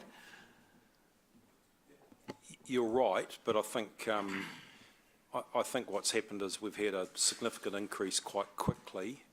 I think people do view rivers a little bit differently to roads, and because yes, going back, back then or into a cul-de-sac, yes, kids played football on them and had trolleys and that sort of stuff. But I think in the river, there probably hasn't been that much boating activity on the river, for quite a few years, due to modern transportation. And I think the river's been probably more conducive because of the lack of boating traffic on it that's dangerous for people to recreate on there without any threat. So I think this is something that's heightened. Look, the regulatory things, and Kelvin might want to talk about this, is challenging. The regional council have certain bylaws and things like that, but slapping someone with abatement notice when a boat's coming in, a prop's turning when they're swimming in the water, it's not going to be overly effective. Too late, Yeah. I mean, I just, having been on a few cruises in Europe down canals, there's no way in the world you'd swim in those things. I know it's probably a little bit different, but we are edging towards, my understanding is that we are edging towards more people using the river, rowing, Wakarama, the tourism angle. Do we have to, without saying this is my view, because it's not my view, I'm just asking a question, do we have to start thinking maybe the water is no longer available for swimming? That's because you die of poison if you swim in some of those rivers in Europe. Yeah, no. But, there's bloody great, they're like tankers, aren't they? Huge, A key part of the and restoration. recreational vehicles and all sorts of stuff. A key part of the restoration of the river, and that's something the regional council works on, as well as iwi's view on the river, is to actually bring people back to using it, including recreational swimmers. So it's a bit different from a road where you expect the kids won't play soccer on it, whereas the river is part of its ultimate. But it's kind of the same thing we've got going on with our footpaths at the moment. When I grew up, when most of us grew up, you could only push a pram or walk, and you weren't even allowed to ride a bike on a push. Can you ride a bike on a footpath now, Leo? It's a loose. But anyway, it's a loose comparison, but I don't think it holds in this case. We are putting more and more things on our footpaths. We're now putting more and more things in our river. Yeah. Yep. So ultimately, that's the reason why we're responding like this. There's no regulation to say you can't swim in the river. I mean, there are areas where we identify that it's not wise to, and we do what we can to ensure people are educated to that effect. But this is an attempt to actually address through whatever strength we have in our ability to deliver, and that's investing in an additional jetty or additional space. We're doing a research at least to find out what we can do.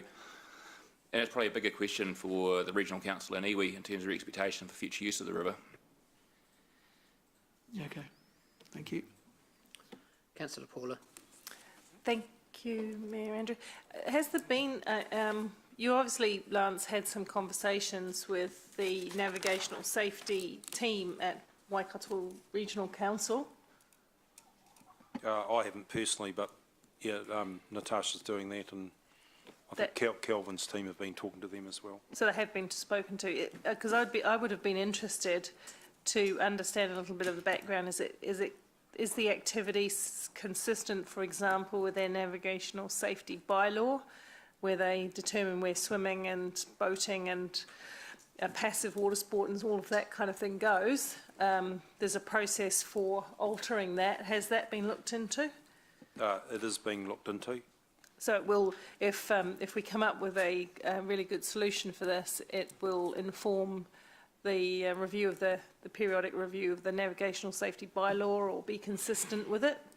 Yeah, that's the aim, to make sure that all agencies are working together and we consistency, and if there's any bylaws or policies that need to be congruent with where we decide to head collectively, then the aim is to make sure that happens.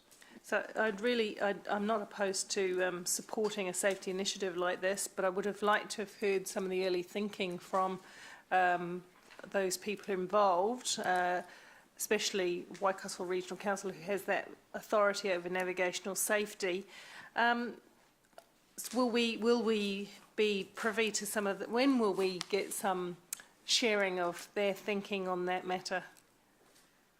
Within the next 3 months. If we approve this budget, or even if we don't?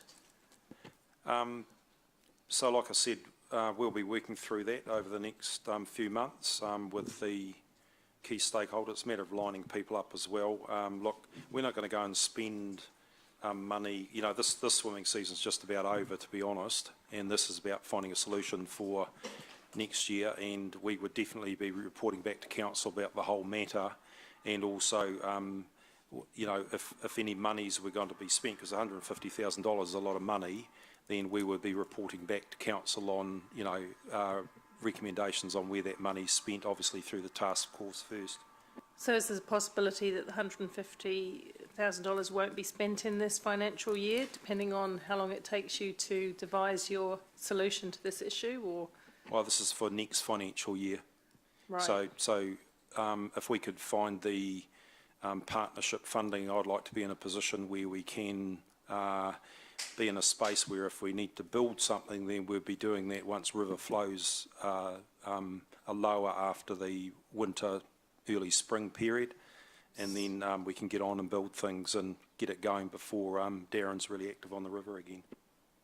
Okay, so it would be really, could we please have some further information on best practice around the coexistence of swimmers and motorised vessels?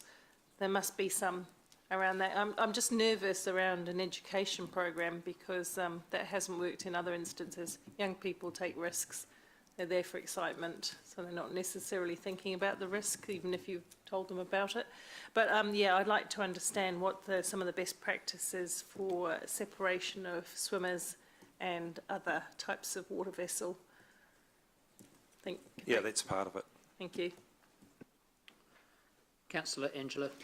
Lance, just for some continuity on my reasoning with the transport amendment and the extra, asking for extra funding, I do worry about that, but also have you looked at the gardens budget, because there is obviously $2 million in the next however many years, 10 years of the budget. Have you looked in that for some, because it would be a new structure that I'm assuming would be integrated into the design of the garden somehow, or would form part of the garden. So have you turned your mind to that rather than new money? I have, and I've been having that discussion with Dr. Sergel, and I think you can pretty guess the feedback I've had, where he'd probably want to spend it on a garden first. But no, seriously, that if you spend the money on this, that wasn't part of the you know, the program that we've been discussing and going out to consultation, that you know, something would have to be pared back. You know, there have to be some value management of decreasing the size of, you know, one of the developments, or adding it on to the current program, which would include, you know, the fundraising efforts as well. Or surely prioritising from like year 8 or 9. I mean, we do that a lot too. We seem to, which kind of doesn't make sense to me, that we bring money from year 2025 and we pull it into here.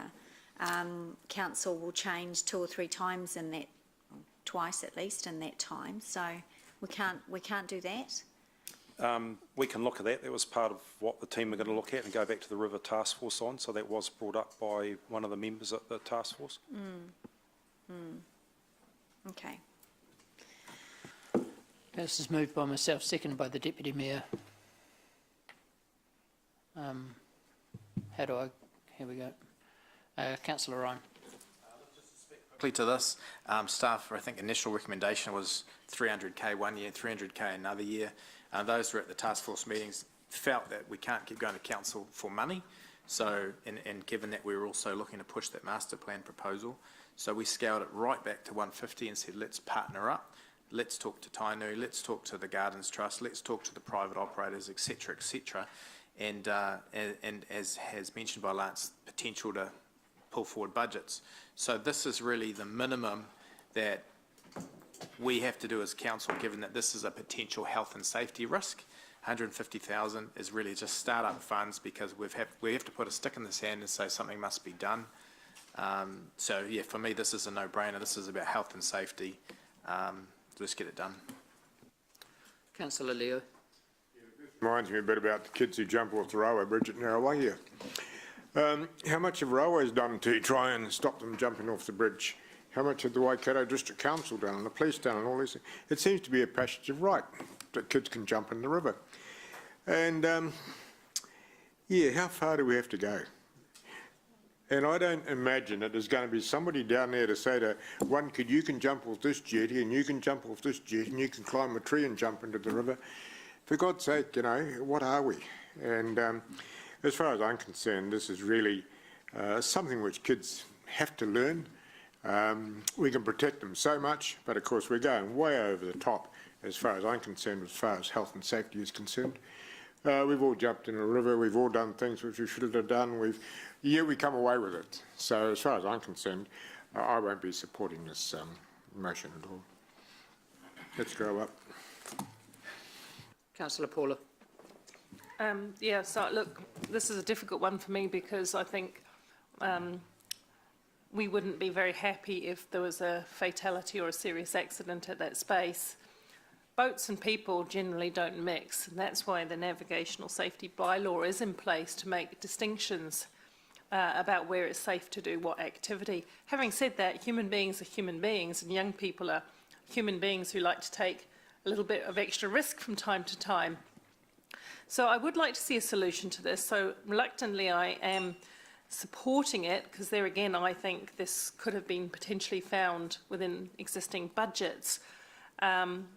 But I do want to see a solution, and I do want to put pressure on the regional council who have the responsibility for safety in the water. Our responsibility relates to the riverbank activity, not activities within the water. There is a distinction. But you know me, I like to support some collaboration. So if there's some collaboration with people over this to save lives, then I support it. Just a word of caution about relying on education. We know that there are other parts in the region where young people jump off structures that are very dangerous, and no matter how much money and attempts have been thrown at that, tragically, people still get hurt at those places. So we've got to be really, really wise and look at the very best practice. I support the increase of boating traffic between the back of the museum and the gardens. That makes sense to me. That's about tourism and people enjoying the riverbank and connecting two really good assets, the museum and the gardens. But I don't want to see swimmers put at undue risk, and I think we do have a little bit of due diligence to do something towards improving the safety of swimmers. After all, people have swum in that river from those spots for decades, for 40, 50 years, or maybe even more, long, long time. And so we know that they're going to continue to jump into the river from whatever spots to suit them, but we've got to make it as hard as possible for them to interact with boats, keep them safe as far as practical. That's why I'll support it. Councillor Mark. Ooh, okay, tell you what, we're earning your money today, I think. Yeah, look, this is a really fine one for me because I've been trying to be consistent about saying, all right, let's not just put a hand out for more money, but I guess that's the nature of the job, isn't it? I think I will support this one, largely because it is health and safety and it's been raised by a lot of people, plus the partnership angle pushes me over.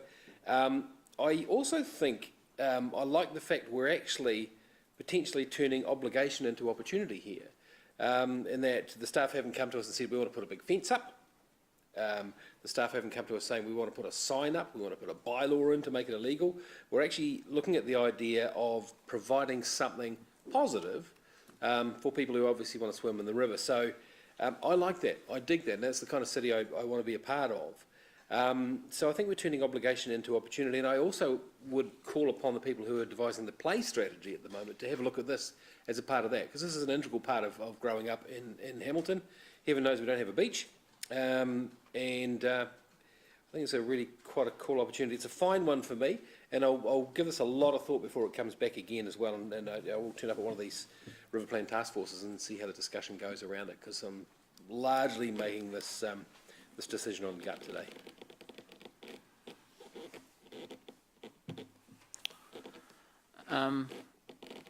I jumped and swum in the river. My children jump and swim in the river, and my grandchildren will jump and swim in the river. And I want to set up opportunities where they can do that and do it safely. This is a result of river activation being successful, and bringing in and encouraging the tourist operators on the river, as well as still protecting and catering to our children and even the children from iwi background who have done this for hundreds of years. The best places to jump are where the deep water is and where there's eddy currents back into the shore, and those are the same places that have been taken for the wharves. And it's just natural that the two are the best places, but the swimmers and the jumpers were there first. And I think that we have a responsibility. I think this is, again, about activation in the river, and this is about catering to both groups, not just the corporate, not just the tourist, but also to people who live in our city who want somewhere to go and play and swim. We'll go to the board to vote on this.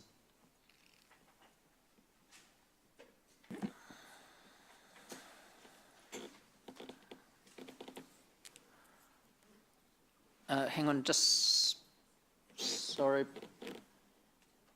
Okay, we'll have to set the board as a separate. Oh, we've got more. Okay. Okay. Sorry, apologies. The motion is carried 8-4, 3 against.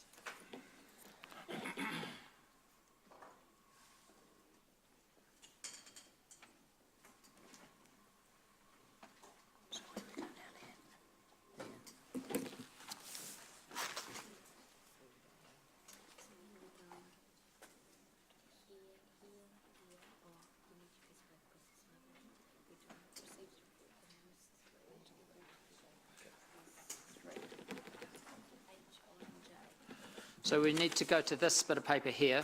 It's H, I, N, J, and receiving the report will take as one motion.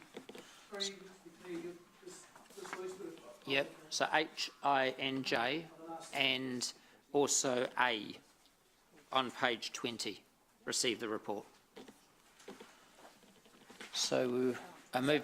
Sorry, Yep. I think General Manager's trying to attract Sorry. attention.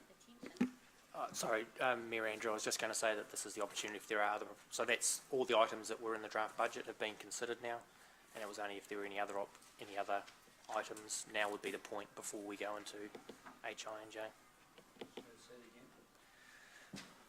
So all the items that were in the draft budget have been considered and debated. And so just before we do the final resolutions, this was the opportunity that if there were other items to be raised, this was the opportunity to do it before we made those last resolutions. Okay. Can we have your two motions, please?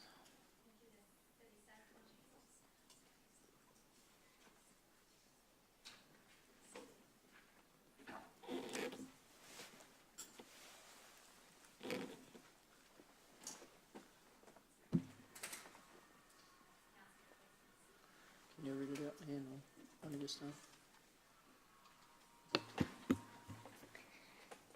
So this motion says that the council A, approve for the purpose of preparing the draft 2019-20 annual plan budget, a change to provide a 7-day-a-week response vehicle,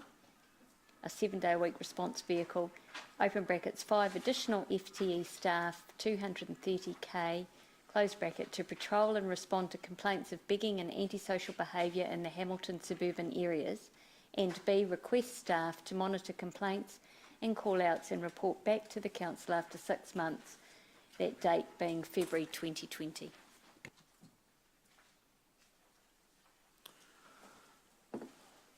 Questions, Councillor Gary? Sorry, I was just going to say I've got another one. Oh, we'll need to wait. Okay. We'll do one at a time. That I've put this here was that staff put a proposal that was in response to the resolution from the Central City strategy that we approved last year. So this is in response to that, yeah.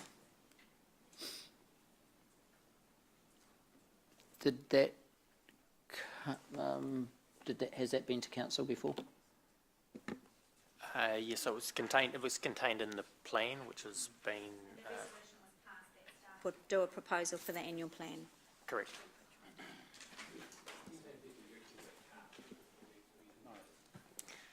So there's no recommendation in the report relating to this because it wasn't part of the proposed budget, but the information on the proposal is in the, I think, page 50 of the agenda. It's in the report, yeah. So you have responded to the resolution that council correct supported last year, yeah. Process. I'm reading page 26, 28B, and I'm reading the motion. What's the difference?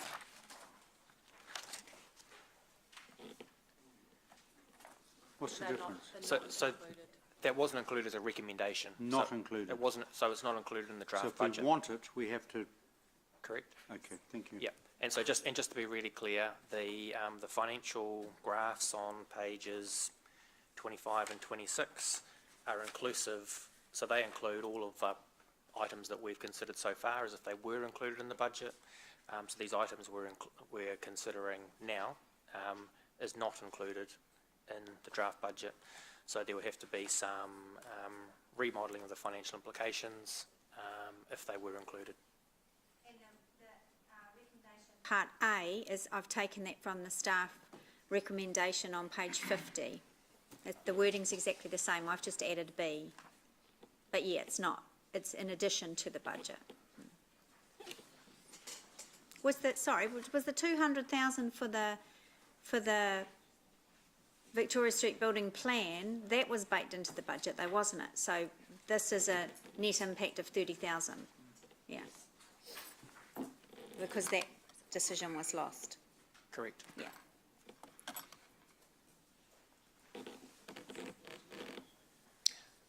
Sorry, just to be clear, Councillor O'Leary, this is an annual cost. So this is what actually, so for next annual plan, you're absolutely correct, for next financial year, but this would be an ongoing cost every year, whereas the Victoria on the River master plan is a one-off cost. So this is $2 million effect on the 10-year plan? Well, what you're approving, so in respect to the annual plan, it's $230,000 next year, but effectively it would be a cost in perpetuity. It does. It says there is a financial impact of $2.07 million OPEX across the remaining 9 years of the 10-year plan. The motion doesn't say that. The motion talks about that for the annual plan for the year 2019-20, and that staff will report back in 6 months. Well, yeah, I didn't want to use the word trial, but the opportunity is there, but my intention is to put it in for a year and see what happens. Otherwise, I'd have to express that out into... Surely that has the word trial has to go in. Would it? Yeah. Absolutely. You know, it's not a... If it is a with trial, it's a trial. Okay. Yeah, that's fine. Yeah. So you have to have One-year staff trial. on temporary Council, contracts. no. You have to have staff on temporary contracts. It's quite staff. Casual staff. They'll rotate. We have other people in the team. It can be achieved. That's fine, eh? That'd be good, wouldn't it? Councillor Someone Paula? who puts people first. So questions on this, is it? Yes. Mayor Andrew, thank you. So just in respect to this, very supportive of the idea of dealing with antisocial and begging behaviour in the suburbs. So the amount, there's 5 additional staff. This is what staff have determined would be an effective presence. Are you? Yep. Sorry, I just didn't think anybody was listening. It doesn't look like everybody's listening. Okay, thank you. So someone's listening to me. Good. Excellent. So this is the 5 additional full-time equivalents is the amount of staff that you consider, Kelvin, that would be required to service all of the suburban areas where we're presently experiencing issues with safety? That's correct. Okay, and so they would operate in a similar way to the way they operate in the central city. They would work closely with the police, yeah, and call in issues, and their presence would be a deterrent. Is that how this will work? Correct. Yeah. On the video and speaking to those who are hearing impaired. Yeah. Obviously, each one of these motions has an effect on the budget, so I need all your motions up now so that you can consider what's going up and what the overall effect will be and whether this means a rates increase or dropping services in other places or just how it's going to work. So I don't know how many hundreds of thousands of dollars you're going to put up or millions or tens of thousands, but I think the prudent way to handle this is to get them all up now so that you can see what the cumulative effect of them would be. Otherwise, yeah. So are there any other motions that have a financial effect attached to them? But it's not my role to work up the program and the cost. This is to inform the draft annual plan and then come back and then members vote. So it's not my job to decide what the quantum is and the impacts. The staff are the experts and we rely on them for that information. But I have one other motion seconded by Councillor Bunting.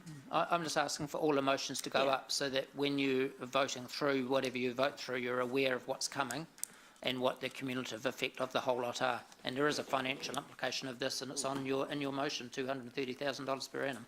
So I just want to know what else there is that's coming.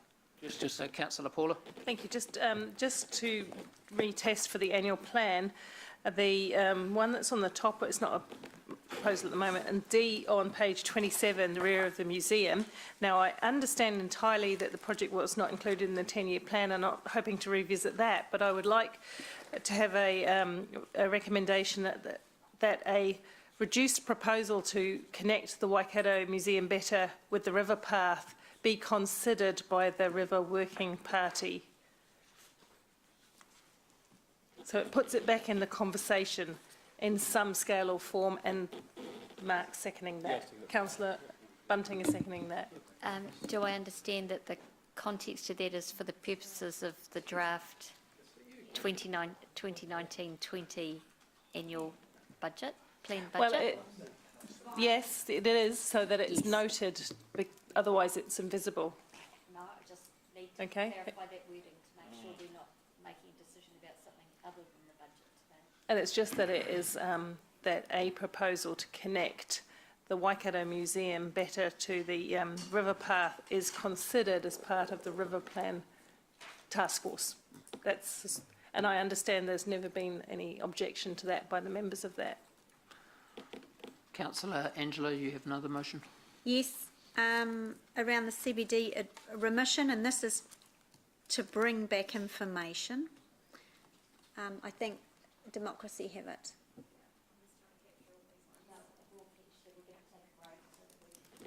Capture them now and then we'll have a break. So have you got wording for that? Through you, Mr. Chair, can I ask Councillor O'Leary a question?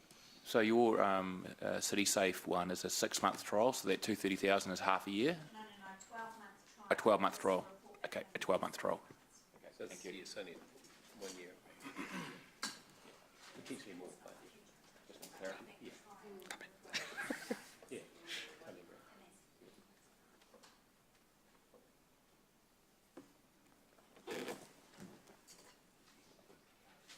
Councillor Leary, any others? No, you'll be happy to know that's it. Anyone else? Councillor Mallett's got one. Councillor Gary? I've forwarded mine, Rebecca. Is that what needs to happen? Yeah, well, we'll give you time, don't worry. I'm just, Cup tea time. is there anyone else? No, we're just getting them up. Governance just needs to capture them, then I think Yep. the chair said we'll go for a cover.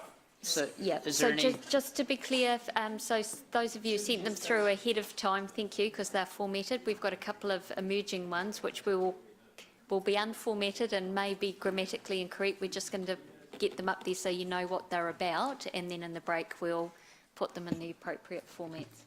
So has anyone got anything else that they want to bring forward? New bike for Mark?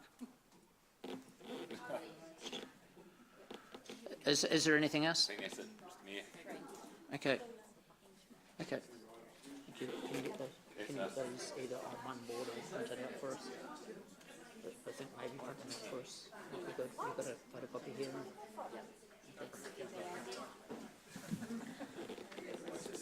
Okay, we'll be back at 4:45. Awesome. Well, 8:05.